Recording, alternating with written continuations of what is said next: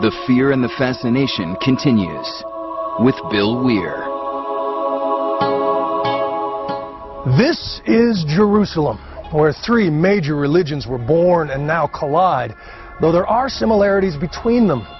The Quran tells of the Prophet Muhammad's trip to hell and back, while many Christians believe Jesus spent 3 days in Satan's realm after the crucifixion.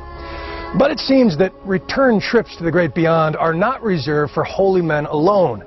Each year, thousands of people report near-death experiences. Science has no real explanation, but the man you're about to meet needs none. He is convinced he has seen firsthand the glory of heaven and the horror of hell. I call myself a hostile witness to heaven and hell.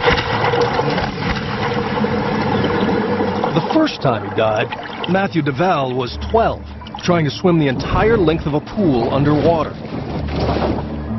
But as he surfaced, his playful friends pushed him back under. I was completely out of breath. The instant that I took the breath of water in, a white light engulfed me, and I flashed back over my life. I was completely happy to be at this place, and I just wanted more.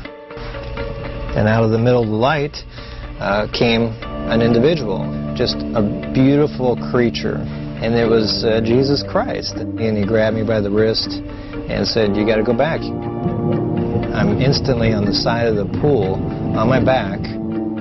He had been rescued by his friends, but that glimpse into the afterlife left him confused and profoundly depressed. The next decade became a constant cycle of booze and cocaine-fueled binges, even after he married and had a daughter. I would drink till I blacked out, and found out the cocaine allowed me to drink more and stay awake and not black out. But the drugs and alcohol never came close to recreating that euphoric boyhood memory of heaven. So he came up with a most unlikely plan to return. I just said, I can't live like this another day. At that moment, I chose to commit suicide. It was like a joy came over me. It would be the answer to all my problems, and I get to go back to heaven. He bought his favorite gin and 3 bottles of sleeping pills, and then drove to a remote bird sanctuary near his home in Anchorage, Alaska. You swallow the pills one after another. Right. 3 bottles. Right. You're drinking the gin. Right. You're in the front seat of your car. Right. And I get a flash of light, and I'm suddenly outside. And I'm thinking, how the heck did I get out here? And I noticed that there's no color. Everything's gray. And I put my head back, and the moment I close my eye, there's another flash. And I'm in mid-free fall into a pit that's pitch black. His lifelong wish to return to heaven had ended in a personal vision of hell. So it was hot. It was extremely hot, very humid and dense. Smoke coming out of the ground. I am split into 7. 2 of me, I'm living in my past, and I'm experiencing all the people that I had met throughout my life.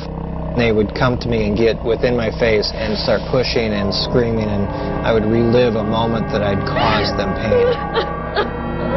Then he says he saw the suffering his death would eventually cause. My mother,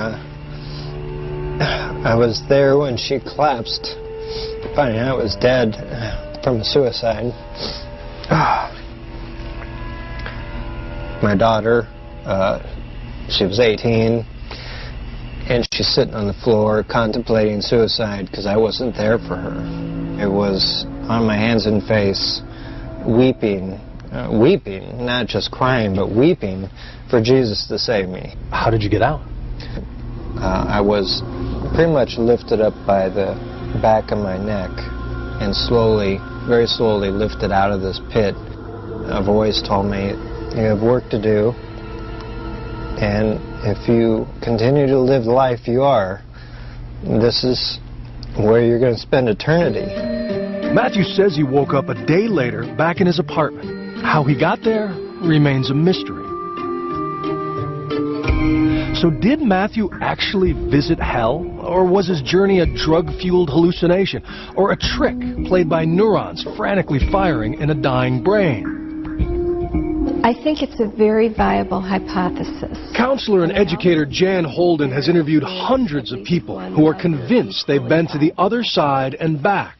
They say that it's absolutely real and that their consciousness is functioning much like it does in the body, except for some sort of additional abilities. This theory likens the brain to a cell phone or a radio, receiving these hellish or heavenly images from some other place. Science can't say for sure, but regardless of the cause, the effect is startling. Of all those who die and return, the vast majority are profoundly changed. This is something so horrific that when I came out of that, I quit a $1,000 a week drug habit, cold turkey. Matthew sobered up, moved to Las Vegas, and devoted his life to suicide prevention and counseling. People like Lynette Kish, who lost her 16-year-old daughter to suicide. I actually see horrific things that we do to ourselves. And people say, how can you handle that? It's nothing to me. It doesn't even come close to what I experienced in hell. When we continue...